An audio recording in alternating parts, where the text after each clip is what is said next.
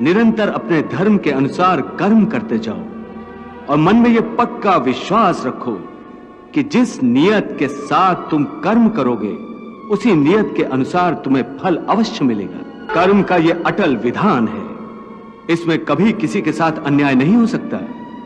हे अर्जुन, प्राणी का कोई भी कर्म नष्ट नहीं होता। मनुष्य को अपने हर कर्म का फल अवश्य मिलता है। इस तरह प्राणी के कर्मों के अनुसार उन कर्मों का फल हर मनुष्य के प्रारब्ध में लिख दिया जाता है। इसी कारण हर जन्म में मनुष्य अपने ही कर्मों के बंधनों में बंध जाता है। इसी कर्म के बंधन में बंध जाने के कारण मनुष्य आवागमन अर्थात जन्म जन्मांतर के चक्रव्यूह में फंसा रहता है और उसे मोक्ष प्राप्त नहीं हो पाता। मनुष्य अपने एक जन्म में जो कर्म करता है उन कर्मों के फल के रूप में पाप और पुण्य दोनों ही होते हैं। कभी पाप अधिक होते हैं तो कभी पुण्य। दोनों का दुख सुख भोगते हुए मनुष्य अपने नए जीवन में जो कर्म करता है उनका हिसाब पाप पुण्य के खाते में नए सिरे से लिख दिया जाता है। इस तरह इन नए कर्मों को भोगने के लिए एक और नया जन्म लेता है और जन्म जन्मांतर का यह सिलसिला लगातार चलता रहता है और मनुष्य की आत्मा का अपने परमात्मा से मिलन नहीं होता, जिसे मोक्ष कहते हैं। कोई भी मनुष्य अकर्मण्य नहीं हो सकता। कर्म तो उसे हर स्थिति में करना पड़ता है। हे पार्थ, सन्यासी भी कर्मों का त्याग नहीं करते, न ही कर सकते हैं। मैंने पहले ही कहा था कि सन्यासी भी कर्म करते हैं। खाना पीना, उठना बैठना, तपस्या करना, साधना करना, ये सब भी तो कर्म ही है।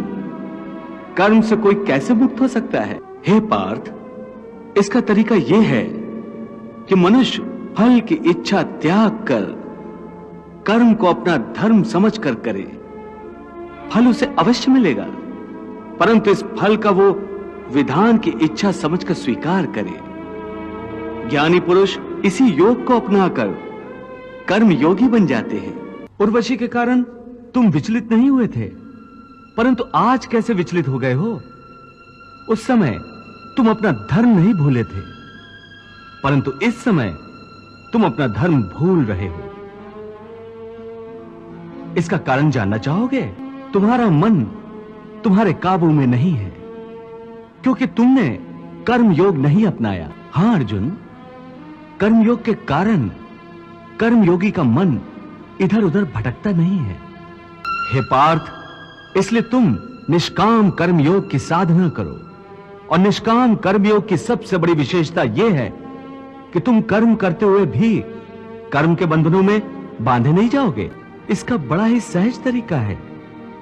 तुम कर्म फल में आसक्ति मत रखो, परंतु क्या इच्छा करने से मनुष्य को फल की प्राप्ति होती है?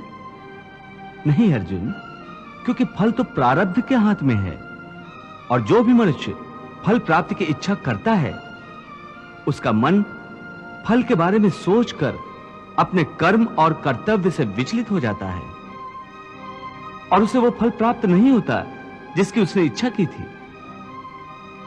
पार्थ, मनुष्य केवल कर्म कर सकता है, फल कदापि मनुष्य के अधीन नहीं है, क्योंकि मनुष्य का धर्म है अपने कर्तव्य का पालन करना। इस कर्तव्य पालन के लिए आवश्यक कर्म करना। हे अर्जुन, जो साधारण मनुष्य फल की इच्छा से ही कर्म में प्रवृत्त होते हैं वो सुख दुख आदि के चक्र में फंस जाते हैं। उनकी मन शांति नष्ट हो जाती है। हर पल हर समय फल प्राप्ति के विचार से उनकी निद्रा उड़ जाती है। हे पार्थ, तुम दुर्योधन और उसके भाई को ही देखो। बचपन से ही दुर्योधन, शकुनी और दुशासन आदि ने हस्तिनापुर के सिंहासन को प्राप्त करने के लिए कितने अधर्म किए, याद है ना तुम्हें? उन्होंने जब भीम भैया को पानी में फेंक दिया था